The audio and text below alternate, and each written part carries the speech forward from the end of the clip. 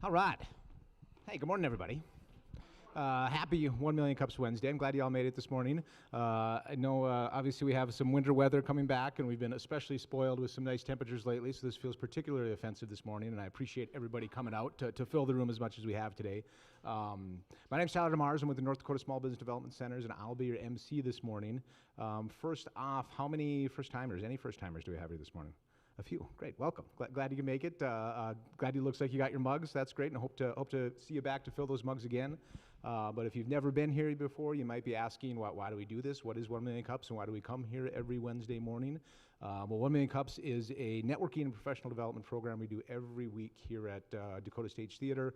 We put a different entrepreneur, sometimes event organizers, nonprofit leaders, pretty much anybody doing interesting work in Bismarck and Mandan, but it's very small business and entrepreneur centric.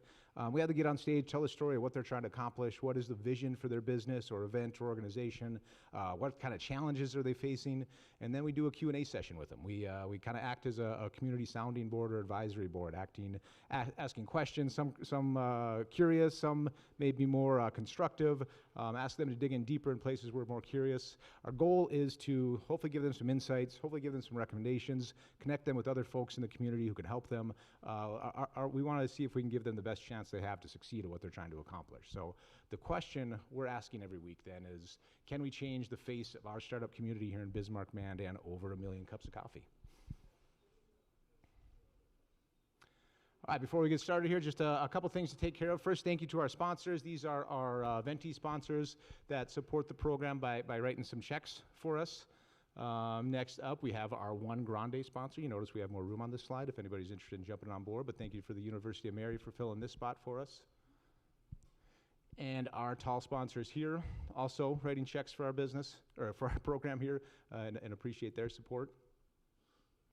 And then we have a number of different organizations that are in-kind sponsors, giving their people's time, sometimes donating a piece of equipment for our tech booth, doing different things, maybe donating some food for different events we do. We appreciate these folks' support as well. All right, so like I said, after Eric presents this morning, we'll have our Q&A session. So make sure as Eric's talking and telling his story this morning, you're thinking about where you want him to maybe dig in deeper. What are you curious about? Do you have any recommendations? What do you want to know more about? Think about what questions you're going to have for him, and so when we have our Q&A session, we can have a good, robust discussion with him. And every week, of course, we do community announcements. So first off, we are celebrating every day with National Day Calendar. And look at this. You know, it is National Drink Wine Day. So kind of a bummer for me, because on a day when I have a foolproof excuse to have a couple glasses of wine in the middle of the week, it's also Ash Wednesday today. And I'm a good Catholic boy, and I'm giving up alcohol for Lent. So I know, sad trumpet. But for the rest of you, this is, hey, guilt-free. Enjoy a couple glasses of wine tonight. You're celebrating a national pastime. So happy National Drink Wine Day. All right, a couple community announcements here. So the library has been part of this Winterfest program. That's a celebration of winter that's happening in Bismarck, Mandan that kind of straddles January and February here. This event here is part of that Winterfest celebration. The Missouri Valley Chamber Orchestra is going to do a special musical reading of Hans Christian Andersen's The Princess and the Pea. This is this Saturday morning at 10:30 in the Children's Library Room at the Bismarck Public Library. So these programs, they do a really good job of putting these on. We love to see them supported, and the more people that show up, the more of these they're going to do. So if you have little ones, or if you just like good orchestral music, please check this out. This one I'll do as well. So this is a Bismarck Mandan coffee crawl. So we're very coffee-centric here at 1 Million Cups. This seemed appropriate for our program. This is also taking place this Saturday, February 21st from 9 a.m. to 2 p.m. There's a QR code there in the corner that'll take you to the Facebook page for this event. This is spearheaded by URL Radio. And so you can go to that event and you can pick up a pass. You get a passport, they're calling it. I think it's $25 is the cost, which lists all the coffee shops that are participating in this. And you go there, some of them are doing coffee flights, some of them are doing just a specialty drink, but you bring your passport in and they'll serve you that drink. And it's kind of like a bar crawl, but with coffee in the morning. So there's the QR code. If you just Facebook it or Google it, Google Bismarck Coffee Crawl, you'll find it there as well. So another cool event going on. We'd like to see these things supported. All right, the 2026 Women's Business Center. Mark, are you doing this? Mark is still out in the lobby. That's all right. I can handle this one then. So this is the Jamestown Regional Entrepreneurial Center does this annual event for 2026 Women's Business Conference, taking place March 10th and March 11th in Jamestown. Catherine Roth is the director of that program. You can see her email down there at the bottom. Of course, to register for this event or to find out more, there's that website, jrecenter.com/events. It's all these networking professional development events. This one's women-centric, but Catherine does a really good job putting those on. So if you are a woman business owner yourself or know anybody that'd be interested in this, please let them know about it. All right, next level leadership. I think I saw Rachel here this morning. Yes, she is there. Oh, hey, yeah. Hello, everyone. Good to see everyone. Back by popular demand, Jade from HexaHive, Jesse from Transform CX, and myself will be leading a workshop on next level leadership. So if your team is experiencing any gaps, it's growing, we'd love to see you at this event. It'll be taking place at the Chamber, moderated by our lovely Rachel. And here's the QR code. We are running a 2-for-1 deal right now, so you can get 2 tickets for the price of 1. Hope to see some of you there. This is next Friday. Awesome. Thank you, Faith. All right. Anybody else with community announcements this morning? You bet.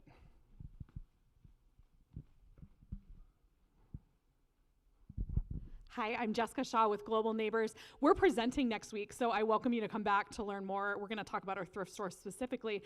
However, I wanted to push out an announcement. We just launched a community Spanish class, so it's open to anybody. You don't have to have any Spanish skills. It's going to be very conversation focused, not like grammar and homework, but we want to get folks speaking and just kind of learning and having some fun. So if you want to know more information about that, it's on our Facebook, Bismarck Global Neighbors, or our website change. So if you go to globalneighborsnd.org, you can find information there, but we'd love to have y'all. Thank you, Jessica. All right, any other announcements this morning? Okay, great. If not, if you ever do have an announcement, please email it to 1mcbizman701@gmail.com if you have a slide for it. If you can be here in person to make that announcement, great. If not, give us a few details in the email, and we're happy to make that announcement on your behalf. So. All right, so without further ado, it's always a special 1MC when we have somebody on stage who's been here previously. So this morning we have Eric Kubischta with Lucit Technologies. Eric spoke in March of 2021 at 1 Million Cups on this very same stage. Still up and going, has done a lot of growth, has made a lot of progress since then. So he's going to tell us a little bit about the last 5 years for Lucit Technologies, and really looking forward to hear it. So let's welcome Eric to the stage.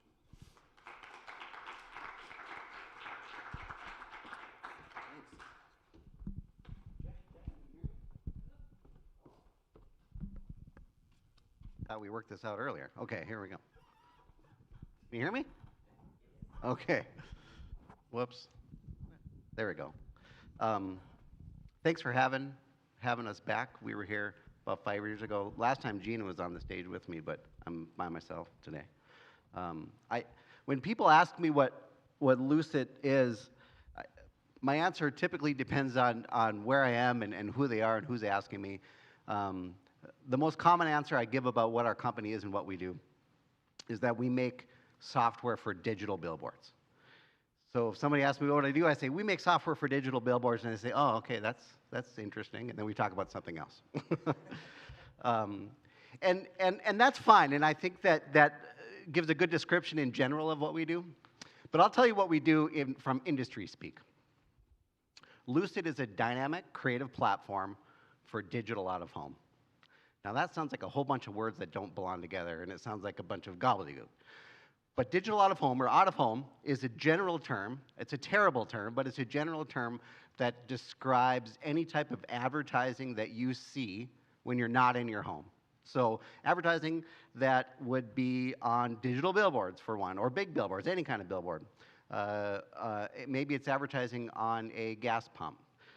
It could be the livery on a Formula One car, or it could be signs inside of a restaurant, it could be in an airport, or it could be the Las Vegas Sphere.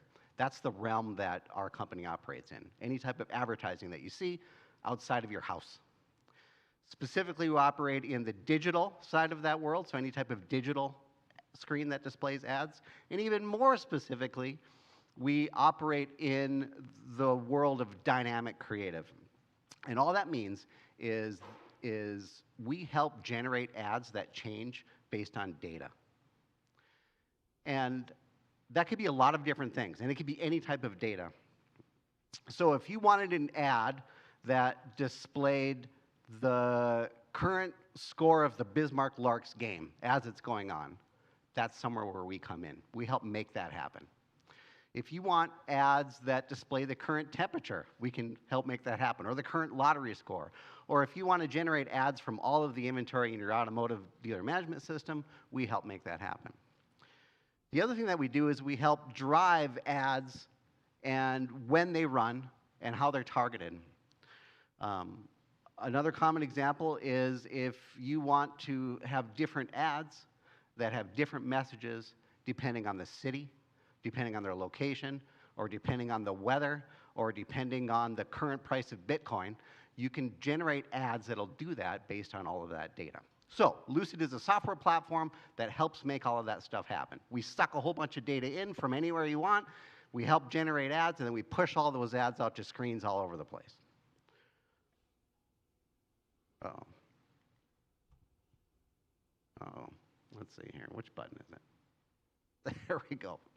Now, I'm not going to give you any type of demonstration of our platform. There's a lot of stuff in our platform, but I wanted to show you a single screenshot that comes from Lucit. This is called the designer inside of Lucit.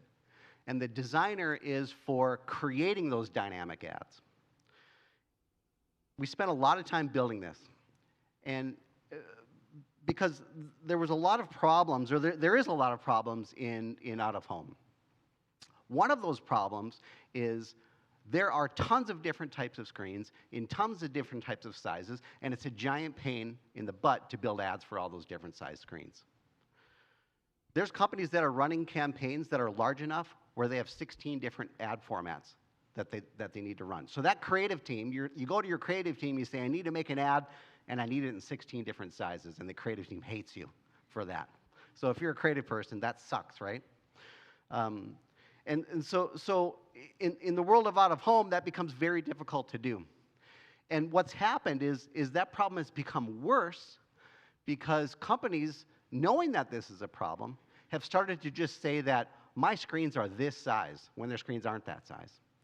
So they'll say, on a big billboard side, they'll say, my screen is 1400 by 400 pixels, send me an ad in that size. But really what's happening is your ad is running on that screen and it's getting squished. It's getting squished this way, it's getting squished this way, and you don't know it unless you drive by the sign and look at it. So that's a huge problem in out-of-home.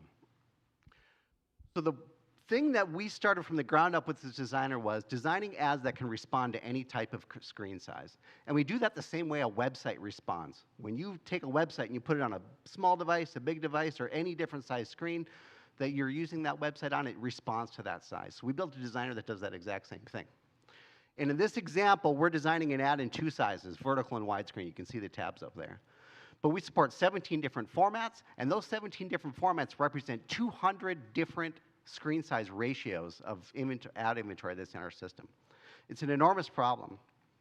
So our designer helps you design and visualize what your ad is going to look like on all the screens in your campaign.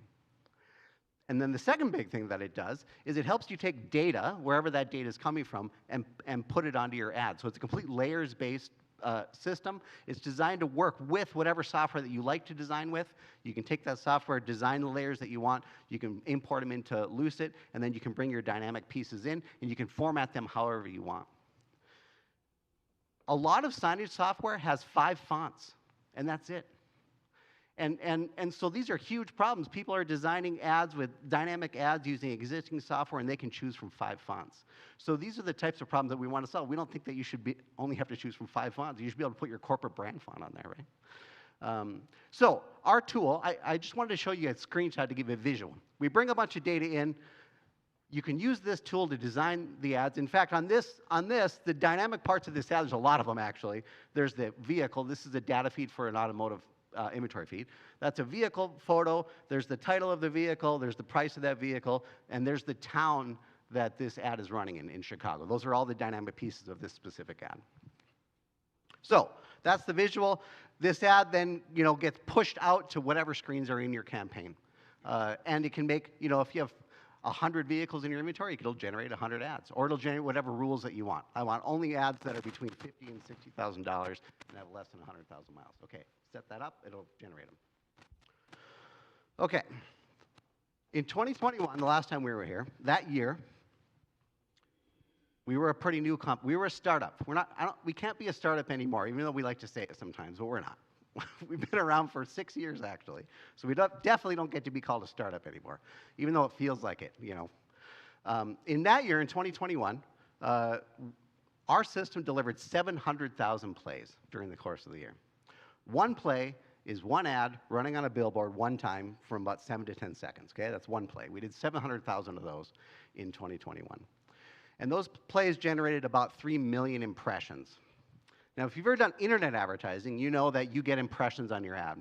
And in the world of the internet, an impression is your ad runs, somebody sees it, one impression. In out-of-home, that's more difficult of a number to come up with. Because when one ad runs, that ad could have 0 impressions, nobody's there, or it could have 100 impressions. So there's a bunch of bullshit mechanisms for calculating this number. And according to those BS mechanisms, we did 3 million impressions in 2021. It's a huge industry challenge. There's a lot of companies working on this, and it's a very difficult problem to solve. Nobody wants cameras facing out at them as they're driving by or sitting in a restaurant. The camera is the best way to calculate impressions. Put a camera on a screen, it'll tell you exactly how many people see that ad. But nobody wants that. Just like nobody wants your phone tracking you wherever you go. Same privacy issue. And in fact, in some states, it's illegal. So impression numbers are based on things like audits. They're based on DOT traffic data. They're based on satellite data, watching cars. They're based on traffic going in and out of a restaurant. There's a lot of ways to calculate it. They're all kind of BS, but they all use roughly the same mechanisms. Automotive and real estate clients are the only clients we had that year. And in fact, in 2021, if you would ask me, what are you building? I would have told you, we're building an automotive platform. That's what I would have said. And all of our clients were local. And by local, I mean companies that were buying local ads on a small number of screens in their town, in about, I think, maybe 4 or 5 different cities at that time that year. Okay, so in 2025, last year, we did 670 million plays on over 50,000 screens. And we delivered over 1 billion ad impressions last year. Our system produced about 12,000 different ads in 800,000 variations in 2025. So when I talk about dynamic ads, or ads that change with data, that's what those variations are. 800,000 different variations of those 12,000 ads. Across all verticals, local clients, and national brands. These are some of the brands that we ran campaigns for last year. Like I said, if you would ask me in 2021 who you'd be doing business with in 2026, I wouldn't have said any of these people. I would have said that we would have been working with auto dealers, probably, would have been my guess.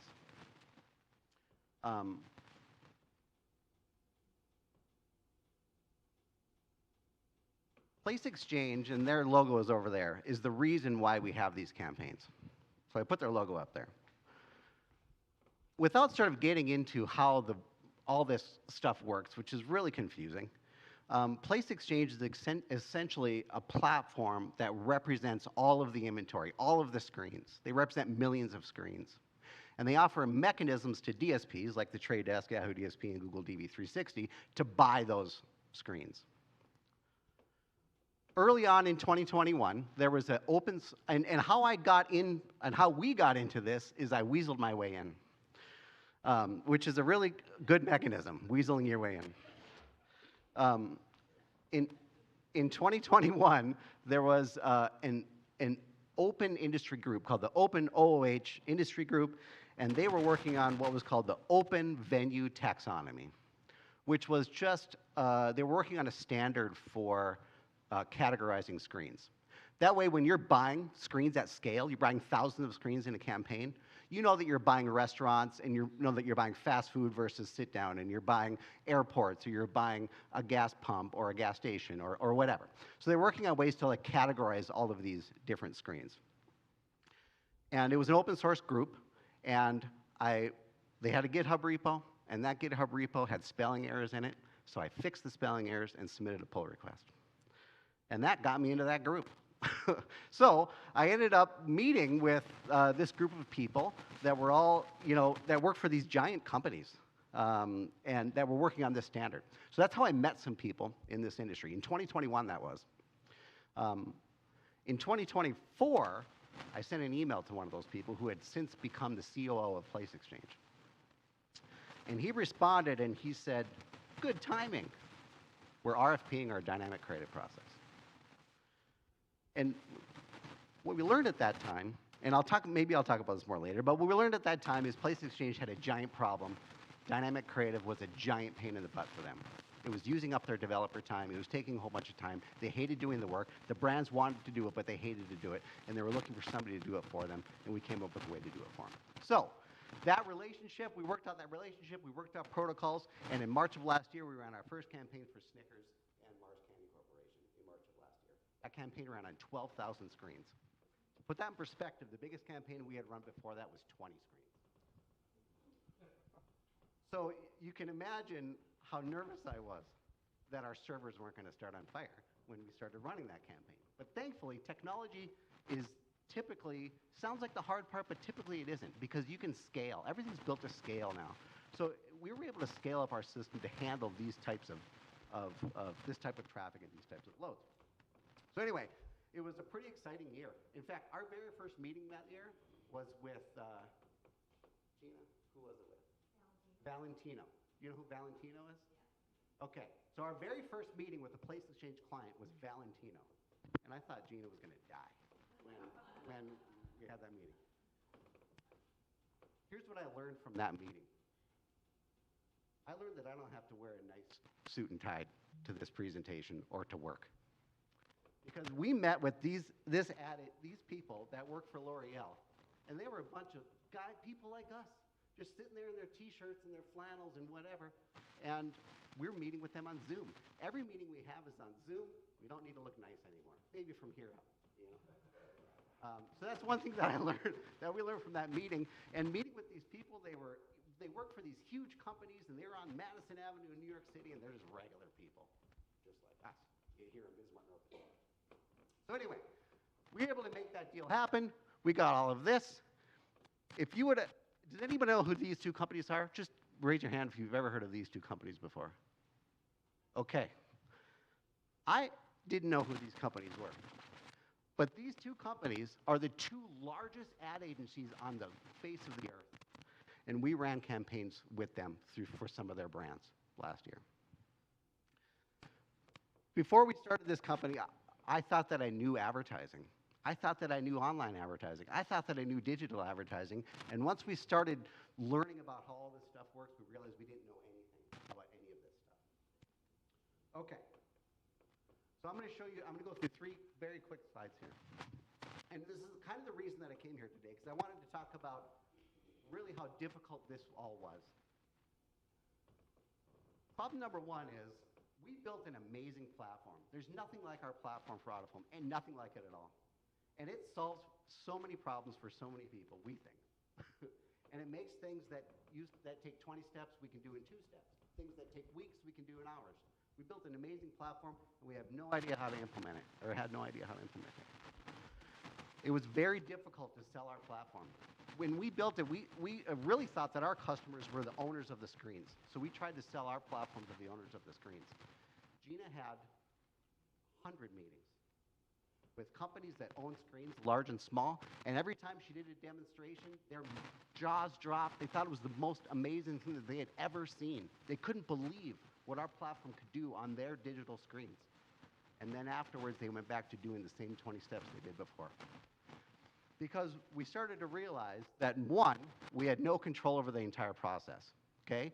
Our software was very niche. It's designed to work with all other software. Our platform can work with all other digital signage software, all other digital advertising software. But it was a part of that, it was a plug-in to that, and it never controlled the whole process. So we didn't control the sale of the ads on those screens. And we actually didn't even control when the campaign started and stopped. We were a creative delivery engine, is really what Lucit is.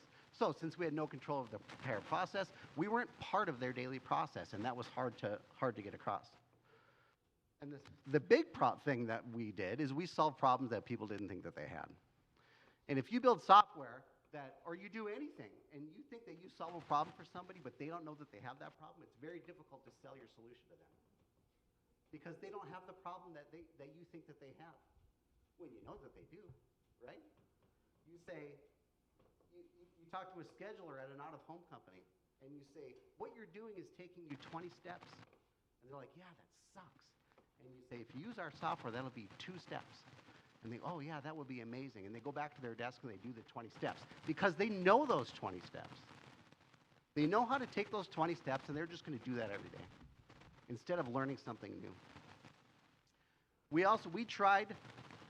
Like I said, we thought that our customer was going to be out-of-home companies. We thought, okay, all these billboard companies out there with all these salespeople are going to sell our product for us.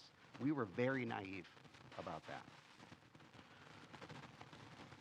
We would teach account execs, people that are selling billboard advertising, about our product and about automotive. They really loved the automotive side because they thought they could use it to get automotive dealers. At least the managers of these companies did. They thought this is the way for us to get the big money. The big money in local advertising is automotive dealers. And so we would teach all these account execs about our product and how it worked. And then the account exec would go out, they would talk to an auto dealer, and they would spend all of their time, number one, trying to sell a billboard, and number two, trying as hard as they could to explain how a digital billboard works in the first place. They never got to Lucit. They never got to and they never would. They were never going to get to this point where these account execs were talking about dealer management systems, dynamic creative, triggering ads on and off, and all the crazy things that our platform could do, because they were just trying to sell an auto dealer an image. The auto dealer said, I'll run my specials. Here you go. Now that wasn't 100% true 100% of the time. We have quite a few auto dealers, and we have some out-of-home companies that really have looked at our platform in a different way. They looked at it as, how do I solve lots of problems? So we have some really good customers at the local level using our platform. Customers that we don't even talk to anymore, they just use our platform for everything. We don't even talk to them. But it was very frustrating. So in 2021, after the first time we were here, we ended up applying for and getting our pre-seed round of funding from the North Dakota Development. We used that money to hire people, and we hired graphic designers and programmers, but we were getting very little action on the revenue side because, like I said, we couldn't figure out how to turn this amazing platform. There was times when Gina and I talked about whether or not this was going to work. That's pretty discouraging, right? You spend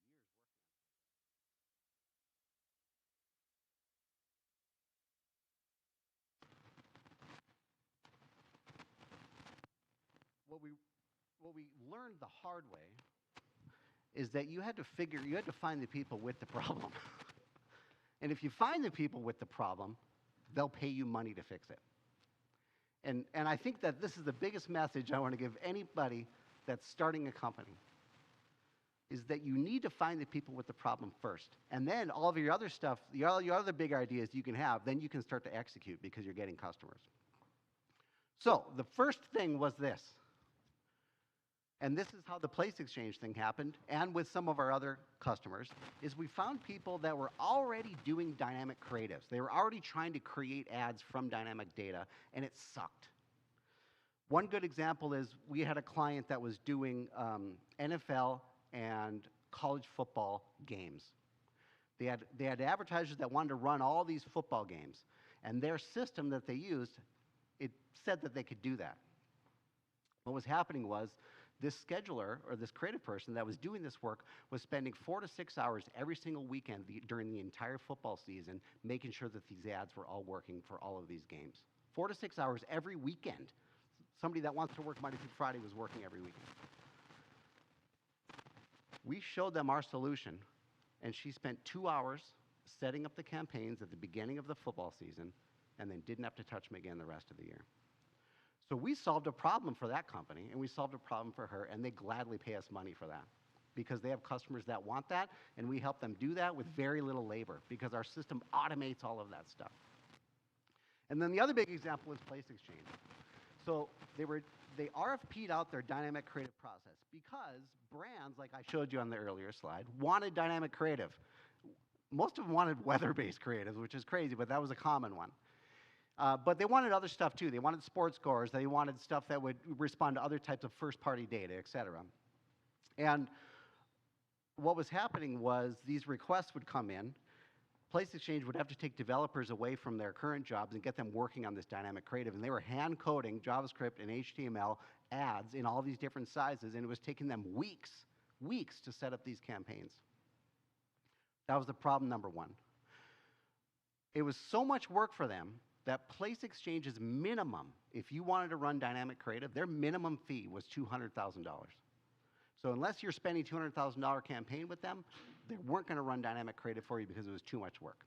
So we came along and we said, okay, we will do all of the dynamic creative work, number one. Two, our pricing is going to be very, very simple. We only want a small little fee on your impression fee. Everything being bought through Place Exchange is being bought on a per impression basis. We want a little bit of that. And it's going to be one fee regardless of how big the campaign is. And three, we'll have no minimums. So we said that we would do it no matter if it was a $10 campaign, which there aren't any, but a $10 campaign, or of a $1 million campaign. We'll do it. And that really separated us from anybody else that wanted to do it, because all the other companies that were bidding that process did not have a platform. They were programmers that were programming HTML, programming JavaScript, and their fee was, well, we're going to have a setup fee, and we won't know what it is until we meet with the client, because we need to know what they want to do before we can figure out how much that's going to cost. We said, we're just going to do it, and here's our fee, here's how it works. So that was an easy sell to Place Exchange, and so that's what happened. We started running dynamic campaigns for them. They're still running today, and the number of campaigns that they're running is increasing. So we solved that problem for that company. The second thing is something that we initially didn't want to do. We were approached 2 years ago from a local company called the Wall of Honor. And the Wall of Honor is a nonprofit, and they run pictures of veterans on screens all over North Dakota. Over 100 screens. You'll see them in banks, you'll see them in restaurants. And their signage software that they were using for that sucked, and it didn't scale, and they had a really hard time managing the entire thing. And they asked us, hey, can you solve this problem for us? And at first I said no, because we didn't want to build signage software. We wanted to stay in our lane, you know. But then I changed my mind because I realized that if we were ever going to have control of the process, we needed to build more. So we built a signage solution that runs on a little Android device that can plug into a screen, and it works with Lucit, works with the Lucit platform. So we built that, they loved it, and now that company's starting to expand. We don't actually sell that solution, like we don't promote it, but we have 2 banks using it just because they were Wall of Honor customers, and they're like, hey, can you run our other 10 signs or other 20 signs in our office? We're using a flash drive now. Like, yeah, we can help you with that. So again, we found people with problems, and they're paying us to fix those problems. Okay, so I don't have much more to talk about, so I just thought I would just show you some examples to maybe sort of show what we're doing. This ad's running right now. The Major League Soccer season kicks off on February 21st or something. So the number's wrong, actually. But this is a countdown. We built this countdown for Major League Soccer. And it sounds simple, right? A countdown and an ad, that can't be hard to do. It's not hard to do. But what's hard to do is to build a countdown that you can run on tons of different vendors, tons of different software, and tons of different companies all at the same time. So that's where we came in. We helped build that, and we helped execute that. Here's one for Smirnoff Ice. This campaign is localized. I think this was in about 3,000 different cities in the U.S. And every ad, depending on the city that sign was in, just put the city name on the ad. So it localized the ad to that local city, which is pretty cool. So when you look up, you see your own city name on the ad, which is pretty neat. Impossible to execute unless you have a dynamic creative platform. You're not going to load 3,000 JPEGs manually. Here's one we did for Verizon. All they wanted was, they wanted the address of the nearest store to the sign. So wherever the sign was, we calculated the nearest new store they were launching. We put that on the sign, and then we also customized the plans, different plans for different regions. And then this is another one. This is actually a terrible ad, but it was one that we did for Hanes and Walmart, where they wanted the drive time from the sign. So this is the drive time, how long it's going to take to drive from this sign where you're at to where the Walmart is, I-25 in Gresham. And that's it. That's all I had to talk about. Thanks. With that, do I sit down or? Yeah, we can have a seat. Ross is going to be running the mic this morning, so if you have a question for Eric, please raise your hand. He'll get the mic mug in your hand. There's a lot of meat on this bone to chew through. First question I have, though, is some people in the room who knew who Valentino was. I didn't. Who's Valentino? Gina, who's Valentino? Okay, gotcha. Fashion house. Okay, gotcha. And it was for their perfume. We actually didn't get that deal, right? Because they wanted video and we could support it, but Place Exchange could not. Yeah. Interesting. Okay. Yeah. They wanted dynamic video and yeah. You got Gotcha. Okay. Well, thank you. Yeah. So, dynamic creative. This is a somewhat new concept for me, but it seems to be this blending between digital and kind of legacy marketing, right? And I don't mean that this. What I want to understand is like, what are the really good use cases for it in terms of like one of the big issues small businesses have, or any business, when they're investing in marketing, how do you track the ROI? What metrics are you measuring to understand what is this doing for us? Is it converting customers? Is it giving us actual contacts with customers? So in this dynamic creative space, what are the best use cases for it that you've seen that's actually doing better than what just a billboard would be doing, or a digital billboard? The biggest reason for dynamic creative is attention. So, and for a couple of reasons. An ad that's the same all the time, you become blind to it, whether that's on the internet or on a billboard. If it's the same every single day, you start to become blind to that ad. But a simple thing like for an auto dealership, I'll use an auto dealership as an example. The reason for them to put their cars on a billboard isn't to sell those specific cars. It has nothing to do with selling those very specific cars. It's to create the thought in somebody's mind as they drive by that sign every single day. This dealership has cars that I like. And that's all you're trying to get across, right? And you do that, but you don't say, we have cars that you'll like at our dealership. You do that by showing them cars that they might like. And the best way to do that is to show them lots of different cars, so every time they drive by, it's a different car. So that's one reason why dynamic creative is good. And the other thing is attention. So the reason that Smirnoff Ice wanted to localize those ads was because if your city name is on the ad, you might get another half second of attention on that ad from the people that are driving by. And in the advertising world, a half second of attention is a huge amount of time. So that's the reason, is to increase attention on those ads that are running. Because out of home, there is targeting out of home, but it's typically, you're targeting geographically. And so you're trying to target audiences geographically. And the purpose of out of home isn't to drive clicks, right? It's to drive awareness of your brand to a huge group of customers. Does that make sense? So on the internet, you can hyper-target, right? You can find very specific people that have very specific interests, and you can target those interests. In the out-of-home world, you're targeting large swaths of people, large groups of people. You're trying to get your message across. Yeah, it almost reminds me of, as you're talking through your guys' process over the last 5 years, like with artificial intelligence tools coming on board, and we have this incredibly powerful platform and new technology. What are the good use cases for it? And you kind of work through that with this platform that you built too. Like you mentioned, everybody wanted to do weather-based dynamic creative, and that was the buzz for a while. But you've kind of evolved into other spaces of what's really moving the needle in terms of attention. And honestly, when we thought that was lame, actually, we thought who would want to put the temperature on an ad? That's stupid. But our thinking evolved on that, and the reason it evolved is because even though the temperature is in your dash on your car, when you see the temperature on an ad, you kind of look at it. And what is that doing? Well, that's putting eyeballs on the brand, right, that the temperature is right next to. It's the same reason why there's clients running scores of college football games. It's not about the score, it's about the attention. That extra half second of attention that it's grabbing. Question right here. You mentioned that you weaseled your way in. I think if you gave a workshop on how to weasel your way in, you might have a lot of people interested. Well, the only thing I'll say to that is it took a long time, right? That was a relationship that I started forging in 2021 that didn't produce revenue until 2025. And I think, any startup, what do they tell you? They say it's going to take a long time before you're profitable. And everybody is like, yeah, it is going to be a long time, until you realize how long of a time that really is, that it takes to be profitable. So it takes a long time. A lot of work. And you mentioned the story quickly. You wrote somebody at the organization an email fixing something. To get, what compelled you to do that? Like, because I was squirrely, I guess. I think I just saw an opportunity, and I thought, this is a way for me to get in here. Okay. Yeah. Gotcha. I don't remember what I was thinking at that time. 5 years ago. Well, it worked. Good. Yeah. Another thing you mentioned was you took it from 20 steps to 2 steps.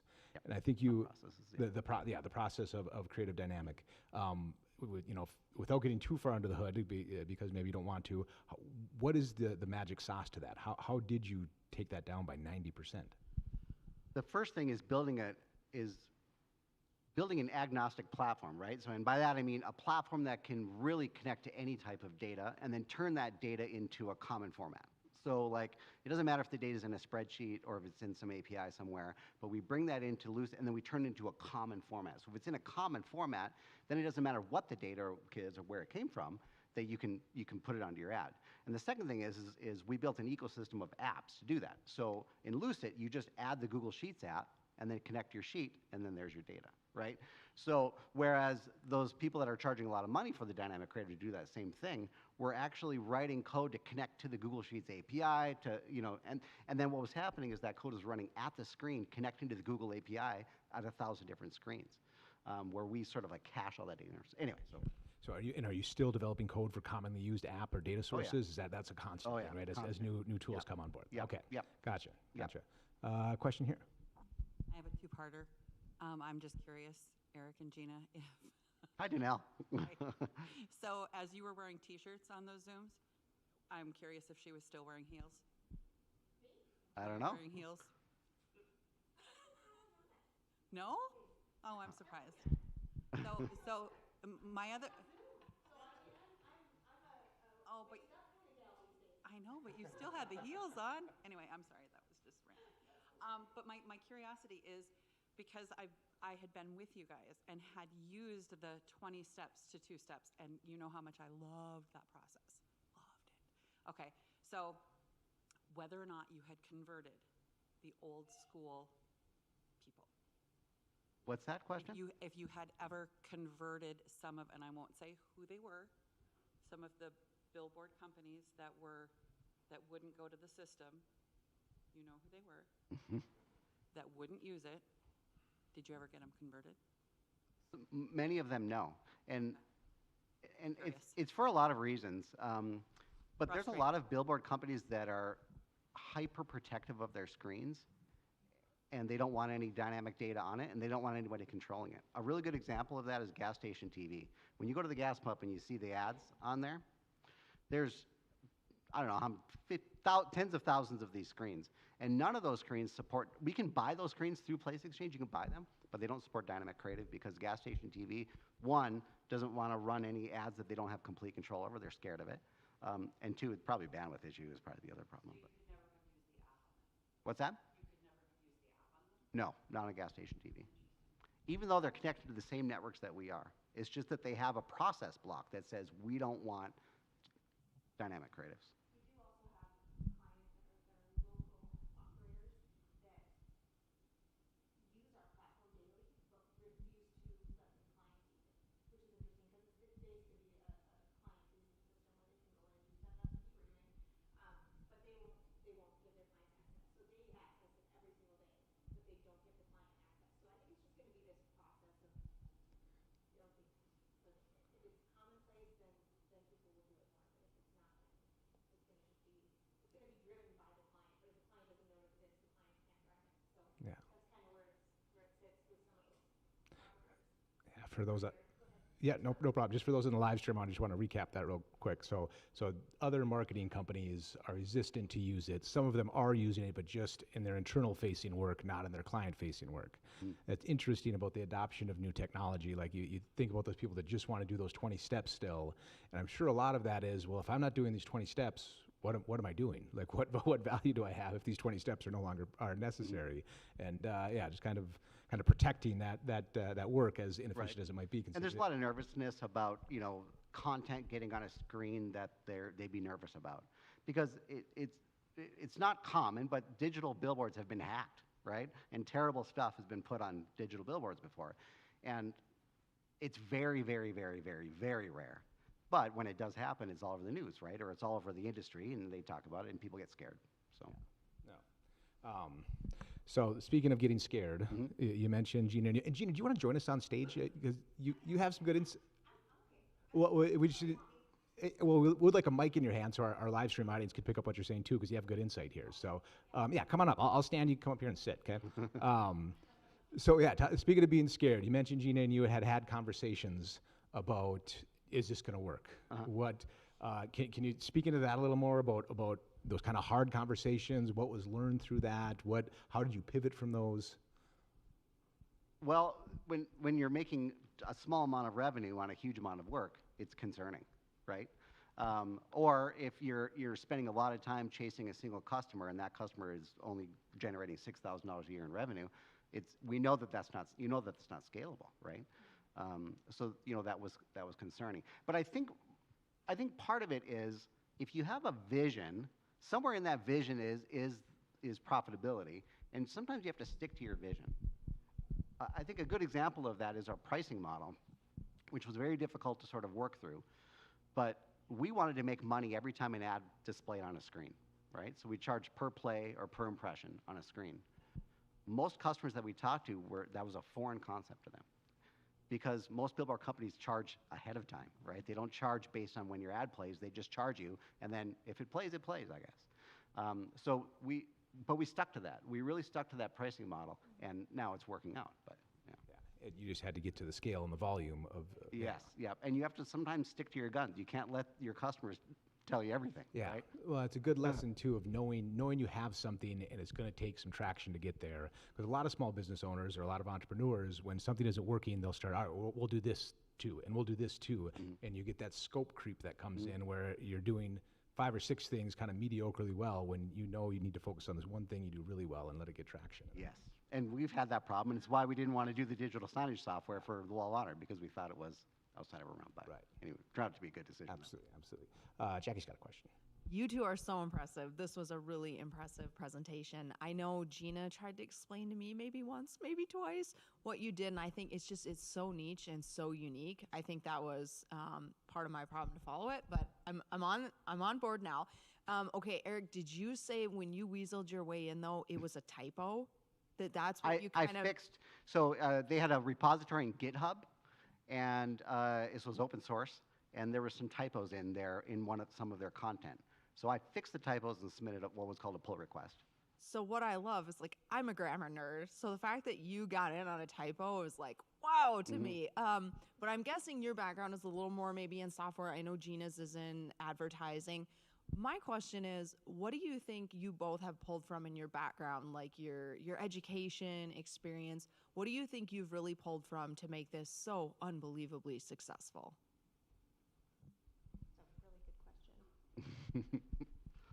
Oh, sorry. No, you're fine. You're fine. It's a really good, thoughtful question.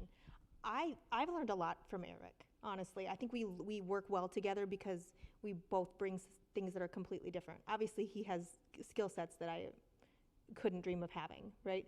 I do have skills that are like, that looks really dumb and I don't like that, and now we need to change the UI because it needs to look like this, and it needs to be symmetrical, and it needs to, so I say all these other things, and I think that that's what makes us have a good product at the end of the day, is the way that we are able to work like that. I guess, what would you say to that? Yep, I agree, yeah, 100%. And I think the stuff that we did before we started this company was really beneficial to get us going, because we had some industry knowledge, But also, we did learn how much little knowledge we did have. Yeah, we don't that know- was, yeah. That was a good learning. We thought, We think we thought we were so smart and so funny and so all these things, and now we're like, we're really dumb. We're not that funny. yeah, We don't know any, we don't have any connections. And then as we look back, after these years, we're like, we could have only dreamt of the people that we know and the connections we have now. We, even on the days where we feel like maybe we're sluggish, I'm like, if we would have been where we are now 4 or 5 years ago, it would have been our best day.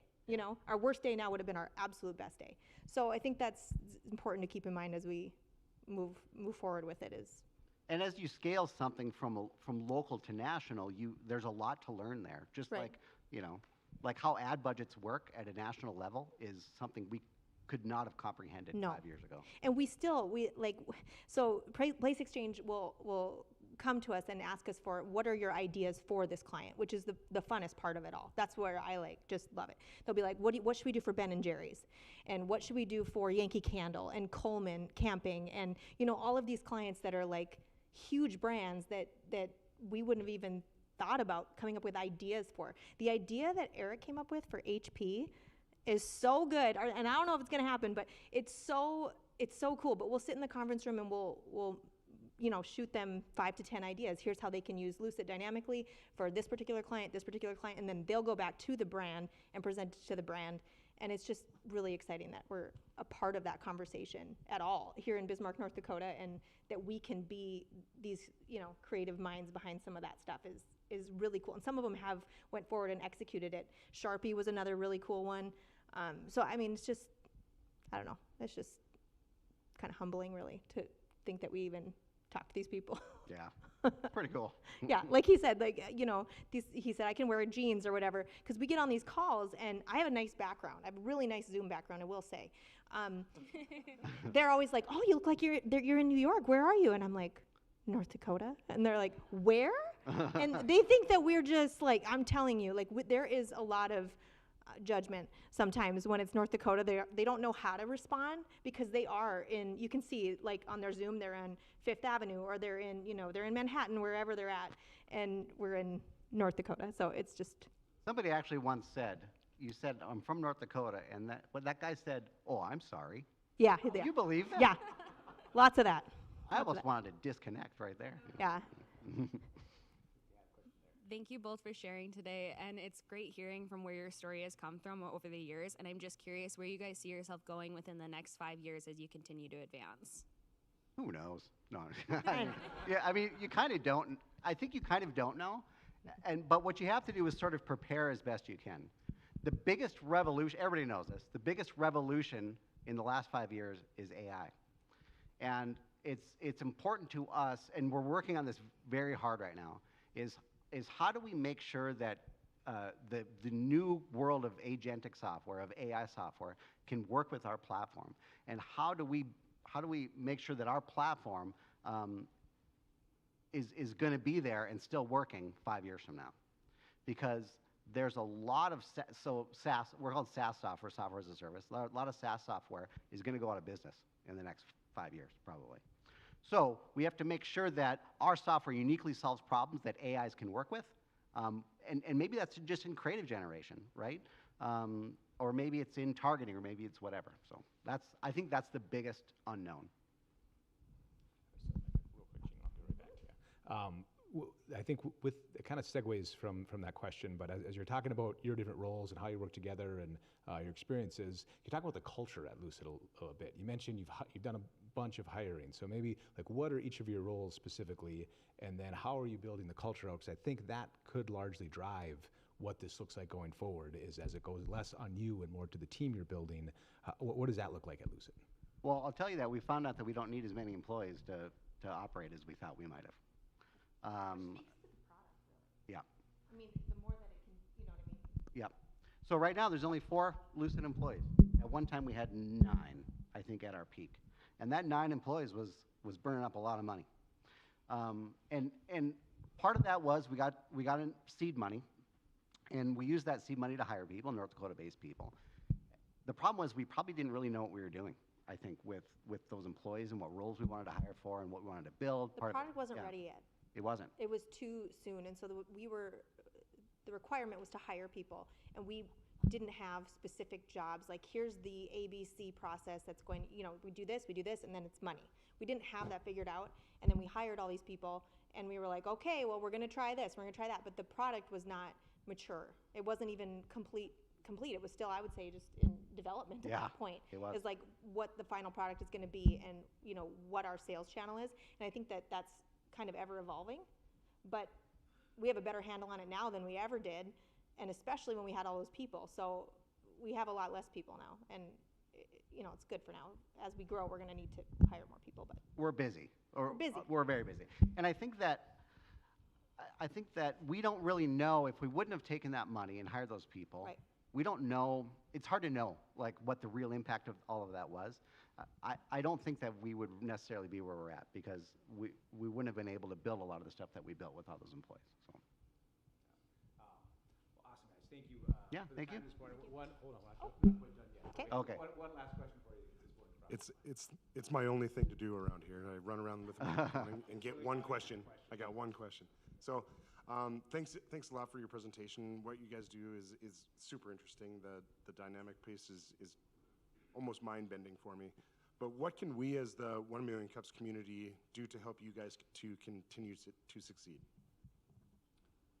Well, I think not only for us, but for everybody having the stage, is just keep talking about us, and keep talking about the people that you see on this stage. Because I think what we learn more than anything is it's networking and growth through conversation that leads to business. Like I said, you weasel your way into a group of people, and pretty soon one of those people is the CEO of a company, and you email them, and now you have a bunch of business. So keep talking about each other and us. Yeah. Awesome. Right, well, let's hear it for Eric and Gina one more time here. Thank you, guys. Thank